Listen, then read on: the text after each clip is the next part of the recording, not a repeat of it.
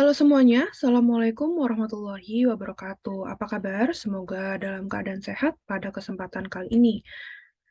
Ya, sudah memasuki minggu ke-8, yaitu sesi ke-8, kegiatan tutorial kita untuk mata kuliah sistem operasi. Jadi untuk sesi ke-8, mata kuliah sistem operasi, kita akan membahas sistem operasi Windows. Nah, mungkin di sini tidak asing lagi ya, karena memang sistem operasi Windows ini yang mungkin Anda semua, peserta atau mahasiswa Tuton ini, pernah menggunakan sistem operasi Windows. Jadi secara keseluruhan pada sesi ke-8 ini akan ada 7 kompetensi yang diharapkan. Yang pertama, mahasiswa Anda semua mampu untuk menjelaskan sejarah sistem operasi Windows, bagaimana sejarahnya. Kemudian yang kedua, menjelaskan macam-macam sistem operasi Windows. Kemudian melakukan instalasi Windows 10 atau Windows 10, kemudian melakukan konfigurasi yang diperlukan pada Windows 10 setelah terinstall, itu bagaimana. Kemudian menjelaskan apa itu Microsoft Azure. Jadi di sini ada sedikit yang berbeda ya. Microsoft Azure itu bagian dari Microsoft juga. Jadi nanti silahkan dipelajari. Kemudian menjelaskan sejarah dan perkembangan sistem operasi Linux dan juga Android. Kemudian yang terakhir menjelaskan fitur sistem operasi Linux dan Android. Serta bagaimana perbedaan antara sistem operasi Windows, Linux, dan juga Android. Jadi banyak sekali ya untuk sesi terakhir ini, tapi lebih kepada implementasi atau praktek. Kemudian, materi yang akan dijelaskan tentu tadi sesuai dengan kompetensi yang diharapkan, akan ada memperkenalkan sejarah dulu, kemudian beberapa sistem operasi seperti Windows, Linux, dan Android, kemudian instalasi konfigurasi Windows 10 tadi, kemudian pengenalan terhadap Microsoft Azure juga akan dibahas. Jadi secara umum, kira-kira modul ini tuh menjelaskan tentang perkembangan dan juga karakteristik dari masing-masing sistem operasi, yaitu Windows, Linux, dan Android.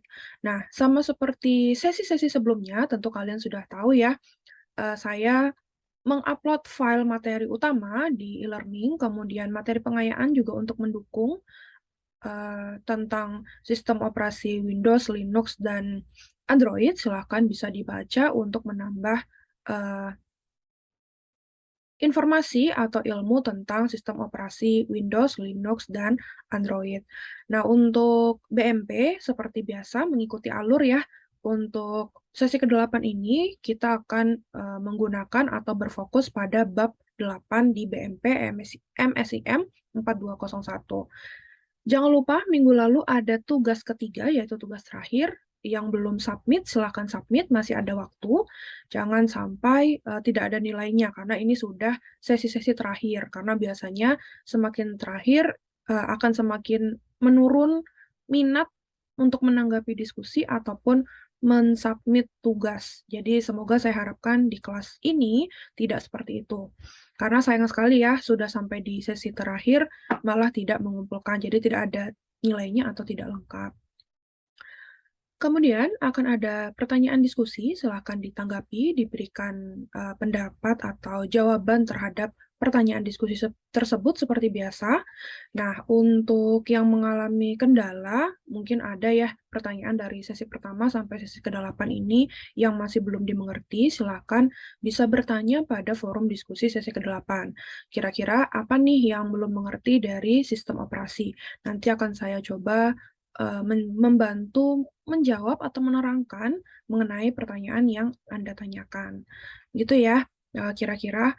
Nah, karena sesi ke-8 ini sesi terakhir, maka saya sebagai tutor mengucapkan mohon maaf apabila ada kesalahan, mohon maaf apabila mungkin terlambat memberikan balasan di forum diskusi, atau mungkin juga ada ucapan di dalam chat diskusi yang kurang berkenan, saya mohon dimaafkan.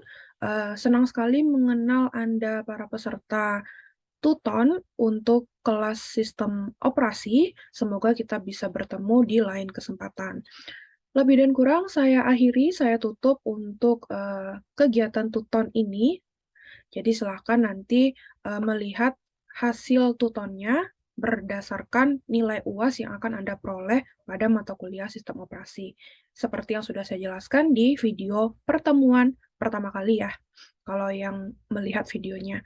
Kira-kira seperti itu, selamat belajar kembali untuk sesi ke-8. Semoga sukses nanti menjalankan atau mengerjakan UAS-nya sehingga nilai tutornya diperhitungkan. Lebih dan kurang mohon maaf. Assalamualaikum warahmatullahi wabarakatuh. Sampai jumpa semuanya, semoga sehat selalu.